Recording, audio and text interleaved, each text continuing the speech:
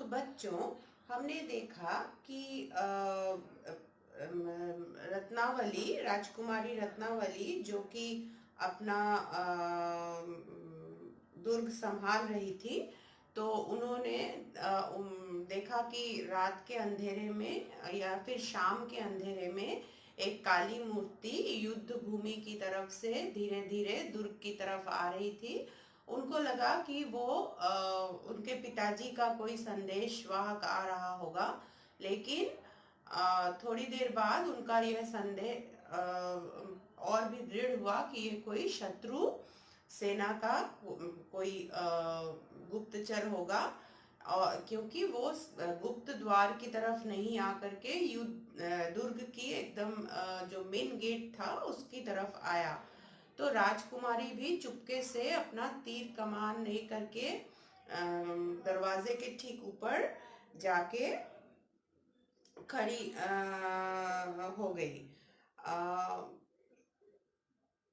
यह मूर्ति एक गठरी पीठ से उतारकर प्राचीर पर चढ़ने का उपाय सोच रही थी। राजकुमारी ने धनुष पर बाण चढ़ाकर ललकार कर कहा, वहीं खड़ा खड़ा रहे और अपना अभिप्राय बता। अभिप्राय मतलब आने का उद्देश्य, क्यों आया था इस वह बोल रहा है। उन्होंने बोला, अपना तीर कमान निकाल के साथ के वो बोली कि रुको, कौन हो तुम और यहाँ क्यों आए हो, ये पहले बताओ। काल रूप राजकुमारी को सम्मुख देखकर वह व्यक्ति भयभीत स्वर में बोला, मुझे किले में आने दीजिए, बहुत जरूरी संदेश है। तो जो मूर्ति, वो बिल्कुल भी उसको उम्मीद नहीं था कि वहां उसको कोई देख लेगा, वो पकड़ा जाएगा। तो राजकुमारी को वहां पे देख के वो बहुत घबरा गया और डरते हुए कहा कि मुझको अंदर आने दो, बहुत जरूरी संदेश लाया हूं। वह संदेश वहीं से कह, यह अति गोपनीय है, कुछ चिंता नहीं, कह, मैं किले में आकर कहूंगा।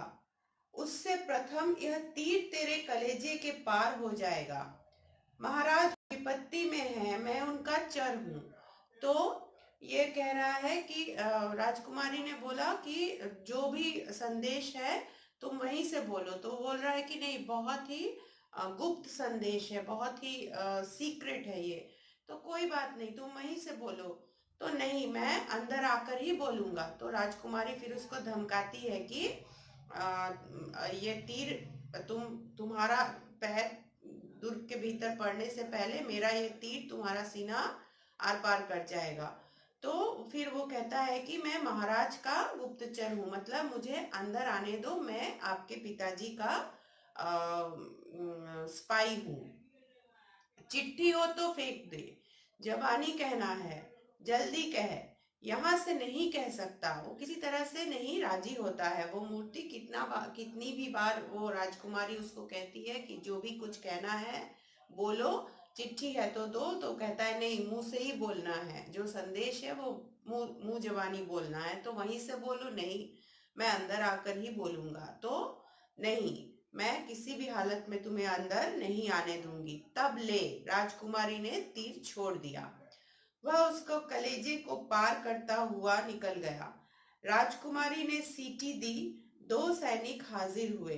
राजकुमारी की आज्ञा पा रस्सी के सहारे उन्होंने नीचे जा मृत व्यक्ति को देखा। यवन था, मतलब शत्रु था। दूसरा व्यक्ति पीठ की गठरी में बंधा था। यह देख राजकुमारी जोर से हंस पड़ी। इसके बाद वह प्रत्येक बुर्ज पर घूम घूम कर प्रबंध और पहरे का निरीक्षण कर रही थी।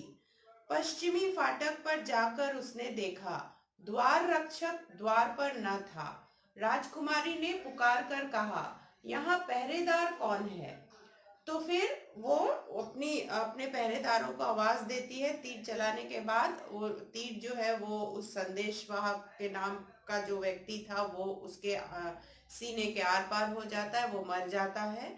और जो रक्षक उसके सीटी बजाने पर आते हैं, वो लोग रस्सी के सहारे नीचे उतरकर देखते हैं कि हाँ, वाकई में यह शत्रु सैनिक था और अपनी पीठ की गठरी में वो दूसरा एक अपना साथी को लेकर आया था, जिसे देखकर राजकुमारी हंस पड़ी और फिर वो धीरे धीरे क्या करने लगी, घूम घूम कर अपने दुर्ग के किले के चारों ओर का पहरा वो चेक करने लगी, देखने लगी कि सब कुछ ठीक ठाक है या भी नहीं। तो पश्चिमी फाटक पर जाकर उसने देखा द्वार रक्षक द्वार पर न था। राजकुमारी ने पुकार कर कहा, यहाँ पहरेदार कौन है? तो जब वो किले के पश्चिम द्वार पर गई तो वहां पर क्या देखती है कि द्वारपाल जो है, संतरी जो है, वो वहां पे नहीं है। तो वो पूछती है कि यहाँ का पहरेदार कहाँ गया? एक वृद्ध योद्धा ने आगे बढ़कर राजकुमारी को प्रणाम किया। उसने धीरे धीरे राजकुमारी के कान में कुछ और भी कहा। वह हंसती हुई बोली, ऐसा? अच्छा अच्छा, वे तुम्हें घूस देंगे बाबा जी साहब। तो एक बूढ़ा सैनिक आकर के राजकुमारी के सामने प्रणाम करके खड़ा होता है और उसके कान में कुछ कहता है, जिसे सुनकर राजकुमारी हंस देती है और हंसते हुए कहती है कि अच्छा ऐसा, वो तुम्हें घूस देना चाहते हैं? तो बाबा जी साहब मतलब राजकुमारी उस किले में ही पली बड़ी थी बचपन से, तो ये बूढ़ा योद्धा उसे बचपन से जानता था और ये भी उसे आदर के साथ, सम्मान के साथ बाबा जी साहब कह के पुकारती थी, तो अपनी बेटी की तरह ही मानता था। हाँ बेटी, बूढ़ा योद्धा तनिक हंस दिया। उसने गांठ से सोने की पोटली निकालकर कहा, यह देखो इतना सोना है। तो उसने बूढ़ा जो था वो हंसकर अपनी पॉकेट से वो सोने के सिक्कों से भरा हुआ थैली निकाल करके कहता है कि देखो इतना, हम मुझे वाकई में मुझे घूस देने की कोशिश की है शत्रु ने, देखो कितना सोना दिया है। अच्छी बात है, ठहरो, हम उन्हें पागल बना देंगे। बाबा जी, तुम आधी रात को उनकी इच्छा अनुसार द्वार खोल देना। तो राजकुमारी क्या कहती है कि ठीक है, चलो अच्छा है, इतने पैसे दे दिए, जब इतना सोना जब दे दिया तुम्हें घूस के रूप में, तो एक काम करो, तुम बाबा जी आधी रात को दुर्ग का द्वार जैसा वो चाहते हैं वैसा खोल देना। वृद्ध भी हंसता हुआ और सिर हिलाता हुआ चला गया। 12 बज गए थे। चांदनी छिटक रही थी। कुछ आदमी दुर्ग की ओर छिपे छिपे आ रहे थे। उनका सरदार काफूर था। उसके पीछे चुने हुए 100 योद्धा थे। संकेत पाते ही द्वारपाल ने प्रतिज्ञा पूरी की। विशाल महराबदार फाटक खुल गया। 100 व्यक्ति चुपचाप दुर्ग में घुस गए। काफूर ने मंद स्वर में कहा, यहाँ तक तो ठीक हुआ, अब हमें उस गुप्त मार्ग से दुर्ग के भीतर महलों में पहुंचा दो जिसका तुमने वादा किया है।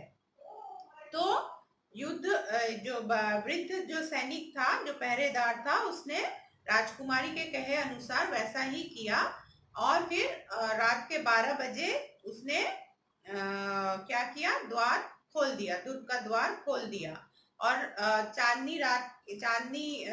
की रोशनी में वैसे दिखाई दिया कि कुछ व्यक्ति आगे चले आ रहे थे और एक्चुअली में वास्तव में ये लोग कौन थे? ये लोग शत्रु सेना थे, जिनका सरदार जो था, जिनका लीडर जो था, वो मालिक काफूर स्वयं था। और उसने द्वार खोल दिया और 100 आदमी चुपचाप दुर्ग में घुस गए। तो मालिक काफूर ने बोला कि अच्छी बात है, तुमने प्रतिज्ञा अनुसार क्या किया, द्वार खोल दिया, यहाँ तक तो ठीक था, अब हमें क्या करो, तुम गुप्त द्वार से महल के भीतर लेकर चलो जैसा हमने तय किया था। तो राजपूत ने कहा, मैं वादे का पक्का हूँ, मगर बाकी सोना तो दो, यह लो। यवन सेनापति ने मुहरों की थैली हाथ में धर दी। राजपूत फाटक का ताला बंद कर चुपचाप प्राचीर की छाया में कहीं गायब हो गया। तो वृद्ध योद्धा क्या करता है कि वो कहता है कि हाँ ठीक है, मैं लेकर चलता हूँ, लेकिन पहले मुझे बाकी जो पैसे तुमने, बाकी जो सोना देने का वादा किया था वो तो पूरा करो, वो तो आप दे दो मुझे, तो ये लो कह के वो दे देता है। तो वो राजपूत योद्धा जो है वो द्वार फिर से बंद कर देता है और चुपके से रात के अंधेरे में कहीं गायब हो जाता है।